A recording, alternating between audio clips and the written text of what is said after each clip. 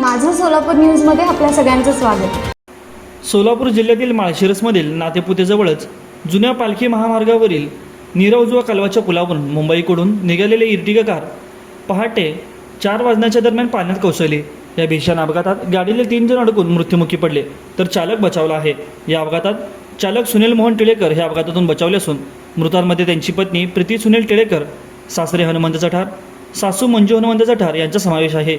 तिघे मूळचे राहणारे सातारा जिल्ह्यातील फलटण तालुक्यातील असून नोकरीनिमित्त मुंबईत स्थायिक झाले होते। अपघातानंतर स्थानिक तरुणांनी तातडीने पाण्यात उडी मारून गाडीचा शोध घेतला। सहाय्यक पोलीस निरीक्षक विशाल वायकर यांच्या सहकार्याने पाटबंधारे खात्याचे शाखा अधिकारी घटनास्थळी पहाटेपासून हजर होते। पोकलेन आणि इतर साधनांच्या मदतीने गाडी कुठे अडकलेली आहे याचा शोध देखील घेण्यात आला। अपघाताचे कारण अद्याप समोर आले नसून या घटनेचा अधिक तपास पोलीस करत आहेत।